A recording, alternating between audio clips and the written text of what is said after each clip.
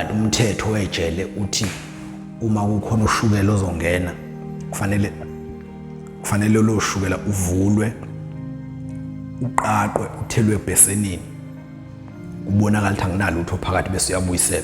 Inkinga ke suke ziningi iboshwe suke ivakashele iphethe ushukela.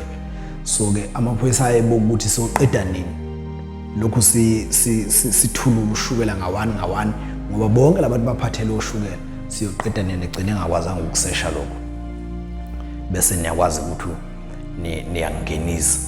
Yabo, so amajele njengoba ngisho ukuthi abafani kukhona ukuthi njengoba ngikhuluma la ngithi amathinga bhontshisa angena kanti mhlambe leko zondervater umphathi wakho ushintshile kulokhu wathi hey amathina wangangeni ngenxa lobungozi nangalobungozi kodwa uthola ukuthi encoma yangena mhlambe wesivila wangeni eMaritzburg eNew Prison angena eKokstad wangena. So kuyashintsha kuya ngokuthi ijele lithe kwesinye isikhathi maku December kweqondana nokuthi iboshwa eGwazene kuvele kuvalwe nje yonke into uthi umzali wakho mayeza noma ubani ihloko sakho noma intombi yakho noma ubani omayeza ukubona akeze nje eqondile ephathe nje ukudla ozothi mawusukudlile wasuthi jike nakho futhi ungavumelekile ukuthi so mayigwazeni iboshwa lawo malungelo kaDisemba amaphoyisa aniphuca phathwe ejele uyaniphuca uvele nje uDisemba ufane nazo zonke izinsuku. Okunye abantu abaye bekubuza ukuthi makuDisemba makuKhisimusi kudliwana ejele. MakuKhisimusi noma kuNonya umhla ka25 nomhla ka1 nje lapha eNcome sasidla irice nenyama yenkukhu. Iyayibe enkulu inyama, iyayibe enkulu ngempela. Kusuke kuyimlenze uhlangene nesinqa kusuka ibankulu inyama yakhona. Kuphakwe nerice. Irice ke emajele asemaplazini anilidli eNcome nje irice ngangilidla ngomhla ka25 nangomhla ka1 kuphela. Ngaphandle mangilize visiting. Zonke lezi ezinye izinsuku zonyaka kuphakwa nje uphuthu kuphela. Irice ulidla ngomhla ka25 nangomhla ka1 nenyama yakhona esuka inkulu ke noko. Weli ke makungoDisemba zingalwanga iboshwa kusuke kuningi ukudla ngaphakathi ejele ngoba angithi ejele njengoba ngihlale ngisho ukuthi kukhona abanumzane kukhona othisha kukhona ababoshwa be-right osomabhizinisi omunye uvele ethi nje ngiletheleni inkukhu noma ngiletheleni imbuzi ngiletheleni inkukhu engaka behlabeke kubo beyilethe zifike ingena. So vele mayesedla ngeke akwazi ukudla yedwa yonke lento ngoba izobola phela njengoba kuyihlobo nje kodwa ukudla kusuke kuningi ejele uyakwazi ukuthi egcine sepha nabanye. Ilezo zinto ezenza ngoDisemba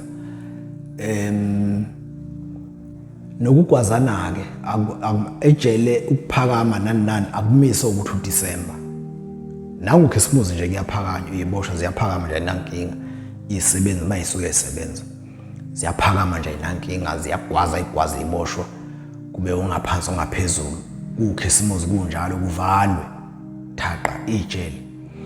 Uma ukugwazana kube inkulu kakhulu kube kukhulu kakhulu noma zibe ningi iboshwa eziphakamile ijele linalo ilungelo lokuthi livale ngisho ivisitor like livalwe ivisitor uthola ukuthi abantu basuke eGoli noma basuke eMpumalanga bazobona umuntu wabo eqala kabusha igwazana iboshwa kuvele kuvalwe nje thaqa ukuthi akuvumelekile ukuthi nizobabona ngenxa ukuthi isimo akuyiso ijele liyaphenduka. So ke nje ngelinye ilanga mawusuka kude uyobona umuntu wangakini bese ufika ubhamba ukwazi ukuthi ijele liyakwenza lokhu ukuthi inqabe ukuthi abantu bebonwe mawuthi iboshwa ziphathanga kahle. So maniyobona abantu lapha funeni bayale nibatshenta bashiye phansi le ndaba yenombolo. Niba kungabi nje ukuthi ujabulela ukuthi umuntu wake uyambona kodwa ufuna umyale nawe noma bekuthiwa indoda yakho noma bekuthiwa ubani ufuna umyale umtshele khona ukuthi nane ejele futhi ke ngoba sekukhona social media nje okuningi seniyakwazi. Ngeke ngabona ku TikTok, ngeke ngathi ngiyangena ku TikTok ensukwini ngafica enye insizwa live ku TikTok noma yayiveze nje yayiveze iphathi nombhede iphendula abantu la ku TikTok live. Abanye iyaphithiza igenge laphana embhedeni iyalungisa live ku TikTok. Ngaze ngakhomenta nje nami, angisazi ukuthi ithini le account, but ngakhomenta nje ngachaza ukuthi hayi madoda sinani ngenhliziyo, kodwa ke mase ngiphumile nani ningabe nisayihlanganisa nento ezonaholela ejele, ngoba akuyona indawo leyo, ngiyayazi leyo ndawo. Kwasho ukuthi ngikhomenta kanti le nsizwa iyangazi. Mhlawumbe umuntu lokho angakusho kule ndaba kaDisemba namaholide nanokuthi kwenzakalana ejele.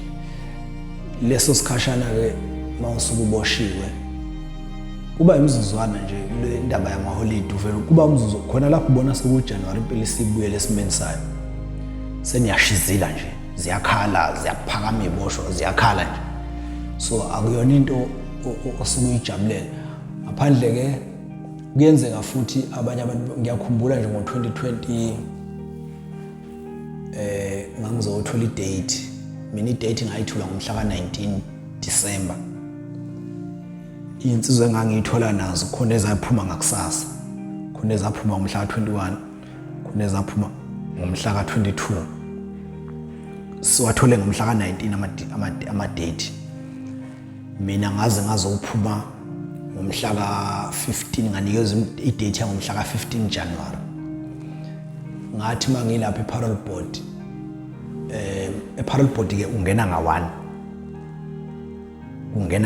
kwi-parole board, ngoba mhlambe nawo ngelinye ilanga sokuchaza ukuthi uzofika kwi-parole board usuke usukuphi, la usuke usuyothola khona idate. Idate awuyinikwa, idate yokuphuma ejele awuyinikwa yilamaphoyisa ohleli nawo wakugadile, cha, uyinikwa i-parole board esuke ihambela amajele. Ayihlali, kusuke ngewona amaphoyisa ahlala, akuwona amaphoyisa anigadayo, kodwa kuba zithunywa kahulumeni ezakhiwe,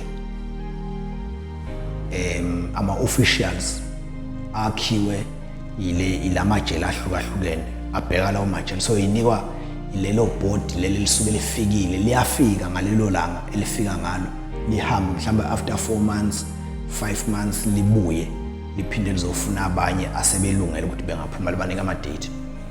So baqale beku-interview ke laphana, bekubuza imibuzo, kodwa okuningi kusuke kuchazwa ifayila lakho ukuthi uyiphethe kanjani ejele, wenzeni, wenzani, ngoba yonke into eyenza ejele iyabhalwa ifakwe efayileni lakho. So ngiyakhumbula nje bengibuza bethi babuye bechome phela bencokole bethi manje wemfowabo Cibekulu ufuna ukuphuma nini? Ngathi mina ngifuna ukuphuma kusasa. Bathi hawu ufuna ukuphuma kusasa? Ngathi yebo. Bathi yindaba ufuna ukuphuma kusasa? Ngathi mina manje ekhaya laphana kwakunomshado ke ekhaya ngomhla ka-24 kuzoba nomshado, ubhuti omdala wayegana. Sengithi ke mina bakushuthi bang-interviewa ngomhla ka-19 20 21 22 23 4 days ukuthi ubhuti agana, kwakusele 4 days. Sengithi kubona mina hayi ngenzela ukuthi udwendwe lwamfowethu lungifice ekhaya, ngoba nami ngajabula ukuthi aganwe ngikhona. Bathi lunini udwendwe kamfowethu? Ngathi hayi lo mhla ka-24 nje kulo, futhi 4 days kusukela manje. Bavele bathi awu wena ke impela awusiyeke umuntu okhishwa wena, kufanele size sikukhiphe ngale kukaJanuary, ngale kwe-1, ngoba asikwazi ukuthi sikudedelela ejele sikukhiphele ukuthi uye eXhongololweni, ngoba makudwendwe kini uzofikela eXhongololweni ebe sizothi siyakukhipha vele kusuka isiXhongololo ube nebhadi xabana abantu bevele bekushaye, noma wena ubashaye bese uyaphinda uyabuza oboshwa. Mina ngangithi ngiyagadla phela ngenzela ukuthi ngizosheshe ngiphume, kanti sengiyayilimaza kwathiwa ngeke, kwathiwa uphume kancane phandle. Ngaphuma lo 3 minutes ngabuye bangibiza base bethi ayisungene umhla 15 January. 2015 ozophuma ngawo nangampela ngaphuma ngayo leyo date. Bengifuna ukudlula nje kulezo zinto kule mbuzo abantu abadeze beyibuza ukuthi manje ejele njengoba kuDisemba kwenziwa kanjani ukuthi kwenziwa kanjani. uDisemba nje akusiyona into engako ejele ngaphakathi. Thank you.